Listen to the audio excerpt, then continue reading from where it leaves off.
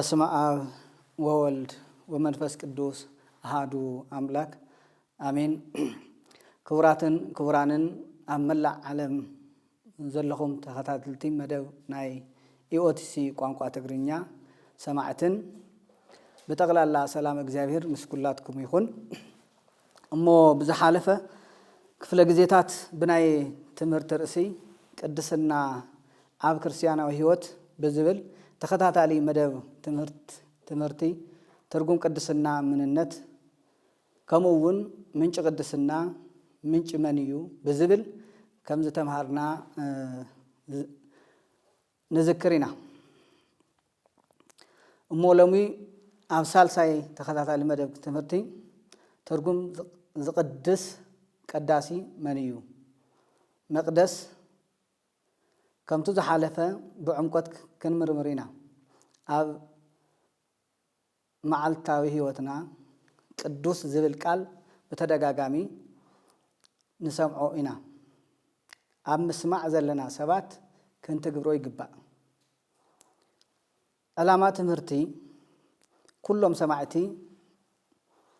ሰማዕትና ትርጉም ምንጪ ሰዋሰዋዊ መዋቅር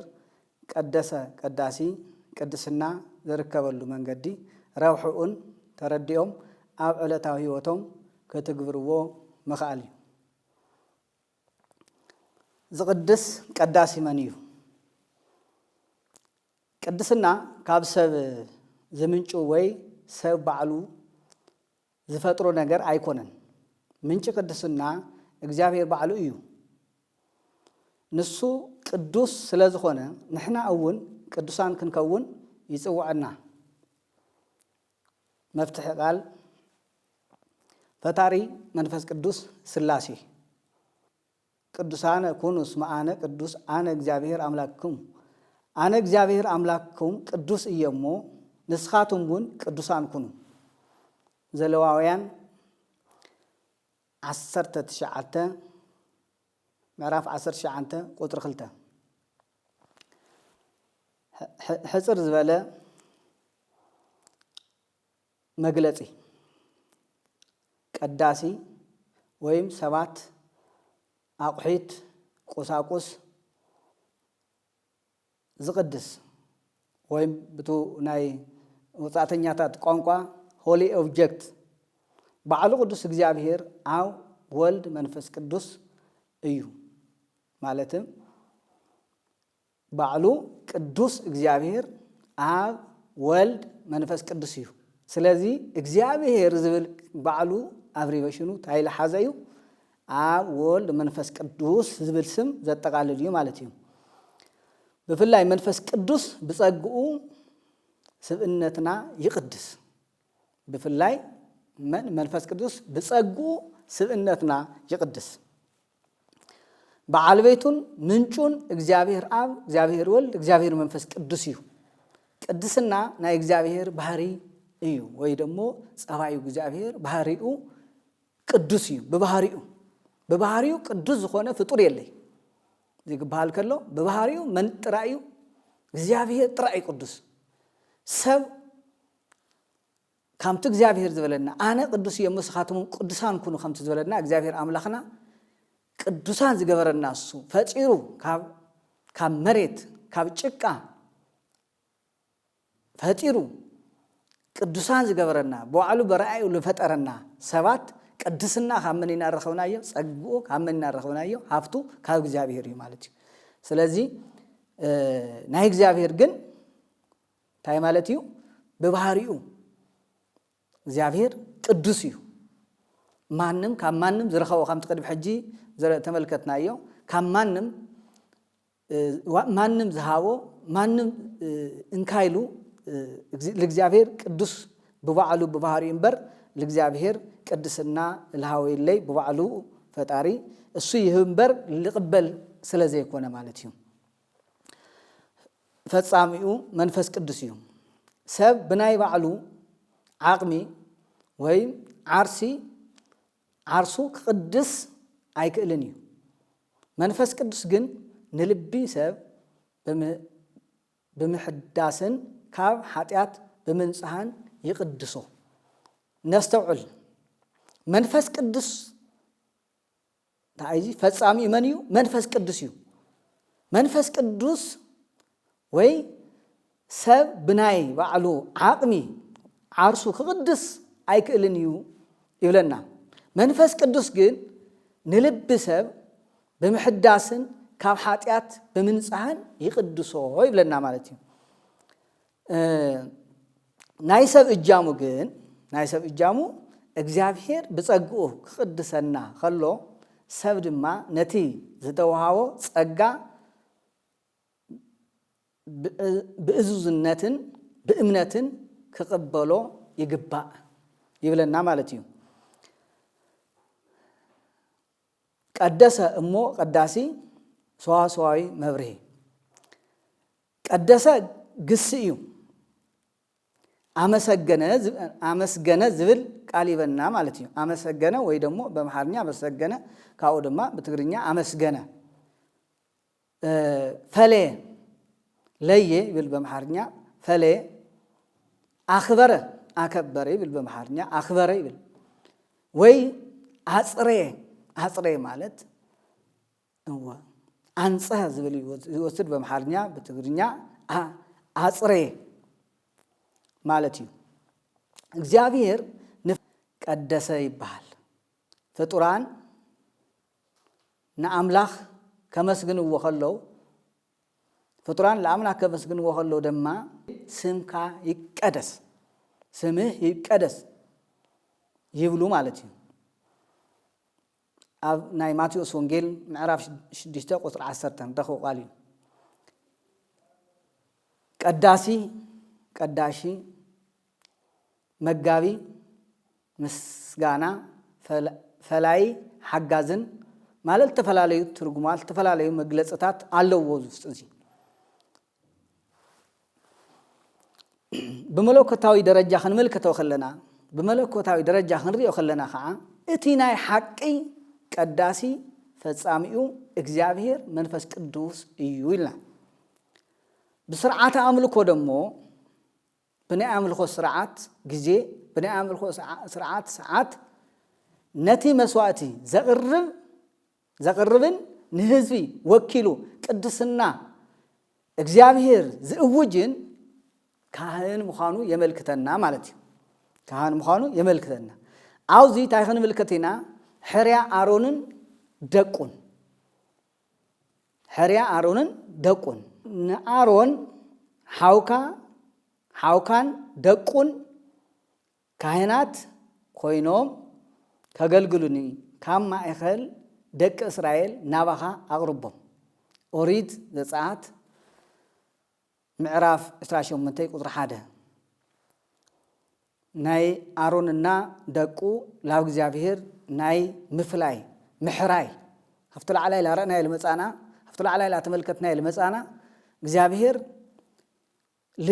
ፍለለይሉ ለሙሴ ለአሮን ለሐው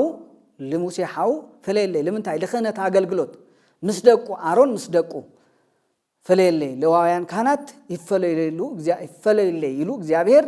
መምርሒ ወይ ደሞ ትእዛዝ ለሙሴ ሃበ ስለዚ ናይ ኃጢአት መስዋዕቲ ምቅራብ እቲ ካህን ደማ ከምዚ ገይሩ ኃጢአቱ የስተስርየሉ ሽዑ ደማ ነቲ ህዝቢ መተዓረቂ ክገብረሉ እዩ እቲ ኃጢአቱ ደማ ክሕደገሉ እዩ ኦሪት ዘሌዋውያን ምዕራፍ 4 ቁጥር 26 አውዚ እቲ ካህን እቲ መስዋዕት ከቅርብ ከሎ ኃጢአቱ ይሕደገሉ ይፈሓቀሉ ማለት እዩ እቲ መስዋዕት ኦሪት ከቅርብ ከሎ ካህን መን ይሱ ትልተመረጸ ካህን መን ይልተመረጸ አሮንና ደቁ ማለት እዩ ስለዚ አውዚ ዘርእየና ዘሎ እግዚአብሔር አምላኽ ከመይ ገይሩ ቅዱሳን ሰባት ከም ዝሓሪ ቅዱሳን መካናት ቅዱሳን ሆሊ ኦብጀክት ዝበልና መቁሑታት እዚአቶም መሪጹ ለእግዚአብሔር ለአገልግሎት ለዋዕሉ ከገልግልዎ ካብ መጀመሪያ ካብ ሰባት ካብ አፈጣጥሮም ክብራ ዝኾኑ ሰባት ከማይ ኩኑ ኢሉ ፈጠሮም ሰባት ካው ከዓኒ ኣቑሒት ካብኡ ከዓ ቦታታት ከምቲ ዝበልና ይቅድም ቦታ ክንብል ከለና ቤተክርስትያን ተተኸለሉ ቦታ ቤተክርስትያን ዘለዎ ቦታ ቅዱስ ዝኾነ ቦታ እዚ መካን ይቀድስ ወለ ሰብ ይቀድስ ወለ መካን ከምቲ ዝብሎና ቦታትና ቃል ታይዚ መጀመሪያ እግዚአብሔር ዝቀደሶም ሰባት ቅዱሳን ዝኾኑ ሰባት ለመን ክብል ለቶም ሰባት ለቀደሶም ሰባት ክብል እግዚአብሔር ለቀደሶም ሰባት ታይገብሩ እቶም ሰባት ትቦታ እቱል ተፈለየ ቦታ ለእግዚአብሔር አምልኮ ለእግዚአብሔር አገልግሎት ዝኾን ቦታ መሪጾም እቲ ቦታ ሲቅድስዎ ቤተክርስቲያን ይትከለሉ ታወት ጽላት ይግበረሉ ካኡ ሰብ ሁሉ ይሰግደሉ እቲ ቦታ ካፍቱ ቦታ ቅዱስ ስለዝኾነ እስራኤል ባዓታይ ቅዱስ ቅዱስ ላተባለ እግዚአብሔር ስለዝምስከነሉ እቲ ቦታ መላእክትም ሰባትም በሐባር ኮይኖም እግዚአብሔር ለመስገኑሉ ስለዝኾነ እቲ ቦታ ትንረቅጾ ጸበልም ባዓሉ ጸበል ተሐመድ ትንረቅጾ ጸበል ኩሉ መድኃኒትና ይኸውን ማለት እዩ ስለዚህ እዚ ቦታ ተመሊሱ ለሰብ ቅዱስ ይልባል ቅዱስ ዝኾነ ቦታ መጀመሪያ ቦታ ተቀደስዎ ቦታ ቅዱሳን ዝኾኑ ቦታ መጀመሪያ ቅዱሳን ዝኾኑ ቦታ ዝቀደስዎ ቦታ ተመሊሱ ተም ሰባት ከዓ ኸይዶም ይቅደሱ ማለት እዩ አፍቱ ቦታ ወይ ደሞ ካፍቱ ዘሎም ናይ ስጋ ደዌ ይድሕኑ ማለት እዩና እንታይ እዩ ካውዚ ከዓ ንምልከት ብሉይ ኪዳን ከምዚ ተኮይኑ እንግዲህ ክንዲ ዝአክል ሰባተም ቦታም አቁሒቱም አብሉይ ኪዳን ብዙሕ አቁሒታት ለምሳሌ ካብ ታወት ጀሚርና ክንምልከት ከለና ካብ ጽላቱ ሁሉ ጀሚርና ክንምልከት ከለና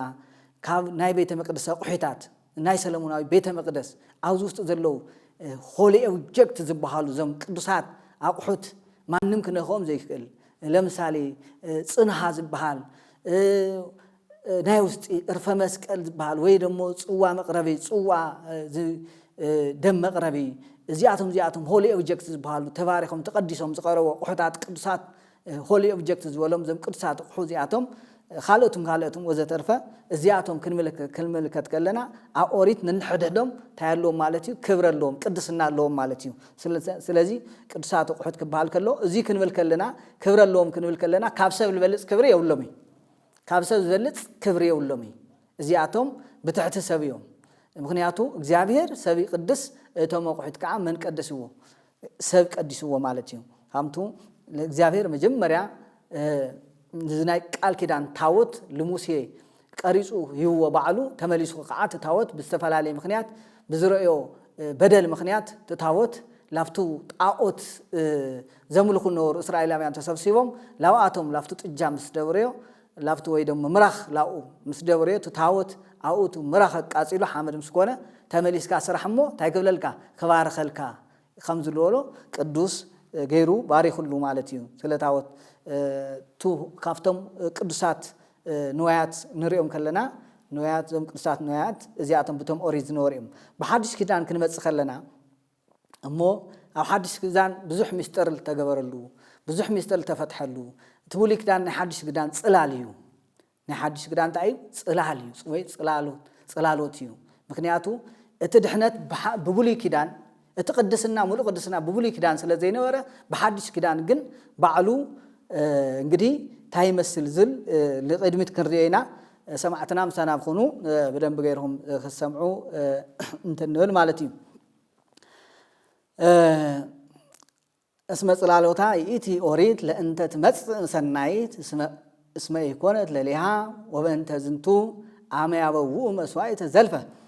እቲ ሕጊ ይብለና እቲ ሕጊ ናይቲ ክመጽእ ዘለዎ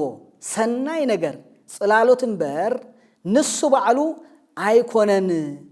ዕብራውያን መልእኽቲ ምዕራፍ 10 ቁጥር 1 ከምቲ ቅድም ዝበልናዮ እቲ ዝነበረ ስርዓት እቲ ዝነበረ ሕጊ ናይቲ ክመጽእ ዘሎ በሐዲስ ኪዳን ናይቱ ለ5500 አዳምና ሔዋን እስካብ ወለዶም እስካብ ዘርኦም ለ5500 ልጽበይዎ ኖሩ በሐዲስ ኪዳን ዝግለጽ ካብ ሰማያ ሰማያት ወሪዱ ካብ መቤታችን ድንግል ማርያም ካብ ስጋ ኩሉ ካብ ነፍሳ ነፍሲ ኩሉ ካብአ ወሪዱ ክበሃል ከሎ ሒዙ ወልወረደ ነገር የለ ዘይጭበጽ ዘይድህሰስ ለረቂቃን ለልረቀቁ እንኳን ረቆቁ ዝኾነ ረቂቃን ረቆቁ መንዮም ቅዱሳን መላእክት ለአቶም እንኳን ረቂቁ ካብ ሳልሳይ ሰማይ ክወርድ ከሎ ዓለመ መላእክት ኢዮር የርር ራማ ክበፅሕ ከሎ ለኣቶም እንኳን ረቂቁ ብማህፀና ሓዲሩ እዚ ከዓ ወሪዱ ክበሃል ከሎ ክወርድ ከሎ ኣካል ሒዙ ይኾነ ወይ ካልእ ነገር ሒዙ ይኾነ ስለዚ እዚ ረቂቅ እዚ ኣብ ሓድሽ ክዳን ተፈጸመ ልዝ ሕጊ እቲ ሕጊ ናይቲ ክመጽእ ዘለዎ ሰናይ ነገር ጽላሎት እምበር ንሱ ባዕሉ ኣይኮነን ታይኮነን ልልውጥ ኣይኮነይ ቅድስና ዝህበ ኣይኮነይ ፍጹምና ልህበ ኣይኮነይ ድሕነት ልርከበሉ ኣይኮነይ ይብለና ማለት እዩ ተታሪኽ ስለዚ ክርስቶስ ከም ስነ ስርዓት መልከ ጼዴቅ ፍጹም ሊቀ ካህናት ምዃኑ ወካይበ ይቤ አንተ ካህኑ ለዓለም ንስኻ ከም ማዕርግ መልከ ጼዴቅ ንዘለዓለም ካህኒኻ በሎ መልእክት ወይ ደሞ ደብዳቤ ናብ ዕብራውያን ምዕራፍ 5 ቁጥር 6 ልብ በሉ እዚ ለመን ይልበሃል ዘሎ ንስኻ ከም ማዕርግ ከም ስልጣን መልከ ጼዴቅ ዝበሃል ብኦሪ ዘመን ተርእዩ ናይ ሓድሽ ኪዳን ምስጢር ለርኤ ካህን ማዕርግካ መልክዕኻ ንዘለዓለም ክህነትካ ከምኡ እዩ እዚ ልተባሃሎ እንግዲህ ብትዙ ካብ ድንግል ማርያም ብትዝወሰዶ ስጋ ካብ መልከ ጼዴቅ ዝበለ ክህነት ንጹህ ዝኾነ ክህነት ለዘለዓለም ክህነት ከምኡ እዩ ይብለሎ ማለት እዩ ስለዚ ክርስቶስ ባዕሉ መስዋዕት ኮይኑ ምቕራቡ ደሞ ንመልከት ካብዚ ቀጽሉ ማለት እዩ ንጹህ ካህን እዩ ክህነቱ ዘለዓለማዊ እዩ እንደገና ደሞ መስዋዕት ኮይኑ ለዓለም ለሰብ ኩሉ ምቕራቡ ደሞ ኣብዚ ለርኤና ቃለሎ ንከተል ክርስቶስ ግና ብናይ ገዛ ርእሱ ደም ሓንሳብ ንሓዋሩ ናፍቲ ቅድስት ኣተወ ይብለና እምበር ብደም ላሕምን ዲበላታትን ብዕራያትን ኣይኮነን ነስተውዕል ክርስቲያን ኩላትና ነስተውዕል ሰማዕትና ክርስቶስ ግና ይብለና ብናይ ገዛ ርእሱ ብናይ ገዛ ዓርሱ ደም ሓንሳብን ለሓዋሩን ናፍታ ወይ ደሞ ቅድስት ኣተወ እምበር ብደም ላሕምን ዲበላታትን ፈልጥና ወይ ደሞ ብዕራያትን ኣይኮነን መልእክቲ ናይ ዕብራውያን ወይ ደሞ ደብዳቤ ናይ ዕብራውያን ናይ ቅዱስ ጳውሎስ መልእክቲ ምዕራፍ 9 ቁጥር 12 ስለዚ እንታይ ዝብለና ዘሎ እዚ ክርስቶስ ከምቲ ቅድሚ ሕጂ ሰባት ብኦሪት ዝነበሩ ሰባት ላብ ቅድስተ ቅዱሳን ልኽቐርቡ ናይ ዝተፈላለዩ ናይ እንስሳት ደም መስዋዕት ገይሩ ይቕርበሎም ነበረ ከምኡ ኣይኮነን ናይ ክርስቶስ ግን ብናይ ባዕሉ ደም እቱ ንጹህ ዝኾነ ደም ብናይ ባዕሉ በዚ ብቱ ልኸተኸደኖ ስጋ ብቱ ደሙ ላብዚ ቅድስተ ቅዱሳን ኣተወ እምበር ብናይ ላሕምም ብናይ ብዕራይም ብናይ ዋኖስም ብናይ ካልእም መስዋዕቲ ኣይኣተወ ይብለና ኣሎ ኣኮ በወርቅ ሓላፊ ዘተሳያጠና ኣላ በደሙ ክቡር ቤዘወና ካፍቲ ካብ ኣቦታትኩም ዝወረስኩምዎ ከንቱ ዝኾነ ህይወት ዘድሓነኩም ብዝጠፍእ ነገር ብብሪ ወይ በወርቂ ዘይኮነስ ብቲ ነቐፋን ርኩሰትን ከም ዘይብሉ በጊዕ ዝኾነ ብክቡር ደም ክርስቶስ ከም ዝተበይዘወኩም ትፈልጡ ኢኹም ይብለና ኣሎ ቀዳማይ ጴጥሮስ ምዕራፍ 1 ቁጥር 18 እስካብ 19 ነስተውዕል ካብቲ ካብ ኣቦታትኩም ዝወረስኩምዎ ከንቱ ዝኾነ ህይወት ውርሲ ዝኾነ ከንቱ ዝኾነ ካብ ኣቦታት በኦሪት ዘመን ካብ ኣቦታቶም ካቦታና ለወርስናዮ እስካብ ጎይታና መድኃኒና ኢየሱስ ክርስቶስ ዘዓለም ተወሊዱ ዓመተ ምሕረት እስካብ ትበሃል በዓመተ ዓለም በዓመተ ፍዳ በዓመተ ኩነኔ ዘመን ዝበሃል ዘመን ናይ ወርስ ኃጢአት ነይሩ እዩ ናይ ምትሕላፍ ኃጢአት ነይሩ እዩ ታያም ለወርሱ ነይሮም አቦታት ልደቀም ገንዘብ ጥራይ ነበረይ ኃጢአትም የወርሱ ነይሮም እዩ ናይ ወርስ ኃጢአት በአዳምና በሔዋን ዘመን ወይ ደግሞ በሽዑ በዋቶም ዘመን ነበረ ኃጢአት ናይ ወርስ ኃጢአት እስካብ 5500 ጎይታና ኢየሱስ ክርስቶስ ጎይታና መድኃኒና ኢየሱስ ክርስቶስ ካብ ዝውለድ እዚ እስካብዚ ናይ ወርስ ኃጢአት ነይሩ ስለዚ እዚ ክብለና ከሎ ካብቲ ካብ አቦታትኩም ዝወረስኩምዎ ከንቱ ዝኾነ ኃጢአት ማለት እዩ ህይወት ዘድሓነኩም ብዝጠፍእ ነገር ብብሪ بجنزب ወይ بورቂ ዘይኮነስ ብቲ ነቀፋን ኃጢአትን ርኩሰትን ከምዘ ይውሉ በግዕ ዝኾነ በክቡር ደም ክርስቶስ ከምዝ ደሓንኩም ትፈልጡኹም ሐቂው በቀራንዮ አደባባይ ለዓለም ተሰቂሉ ስጎ ዝቆረሰልና ደሙ ዘፍሰሰልና ጎይታና መድኃኒና ኢየሱስ ክርስቶስ በሸላቾች ፊት ዝም እንደሚል በግ ኣብ ቅድሚ ሓረዱ ኣብ ቅድሚ ዝሓርድዎ ከም ሱቅ ከም ዝብል በግዕ ሱቅ ኢሉ ተሓረደልና እሞ ምድር ከም ሰፍእ ምግልባጥ ላኸኣለ ሰማይ هو بعين ጥቅሻ ከልዕል ልኽእል አምላኽ እዚ ሁሉ ይኹን ምእንቲ ለአና ምእንታና ኢሉ እዚ ሁላ ዝገበረልና ጎይታ መድኃኒና ኢየሱስ ክርስቶስ ረኢኹምዎ ከምዚ ንጹህ በግዕ ነውሪ ነቀፋይ ዘይብሉ በግዕ ከምኡ ተሓሪዱ ወበቀራንዮ አደባባይ ሓፊሉ በመስቀል ስጉእ ተቆሪሱ ስጉእ ቆሪሱ ደሙ አፍሲሱ ለአና ለዓለም እንኩ ስጋ ይብልዑ ደመይም ስተይሉ ይሁና ክብርና ምስጋና ለጎይታና ይሁን ስለዚ እዚ ይሉ ነገርና ዘሎ ናይ ሓድሽ ኪዳን ካህናት ናይ ክርስቶስ እንደራሴታት ምዃኖም ማለት እንደራሴታት ሃይ ማለት እዩ ናይ ሓድሽ ኪዳን ካህናት ከም ክርስቶስ ከም ባዕሉ ኮይኖም ሰብ ከንጽሁ ከም ዝኽእሉ ሰብ ካብ ኃጢአት ካብ ርኩሰት ካብ ኃጢአት ላብ ንጽህና ወይ ደሞ ናይ መንግስተ ሰማያት ቁልፍ ተዋሂቦም ናይ መንግስተ ሰማያት ቁልፍ ከፊቶም ከእትዩ ከም ዝኽእሉ እዚ ስልጣን ዝሃቦም ጎይታና መድኃኒና ኢየሱስ ክርስቶስ ቅዱስ ጴጥሮስ በሓደ ወቅቲ አንሕና ኩሉ ነገር ገዲፍና ንኽተለካ ታይ ክንረክብ ኢና ኢሉ ከምቲ ዝበሎ ስኻቱም ብቱ ናይ ዓለም ፍጻሜ ጊዜ ኣብቲ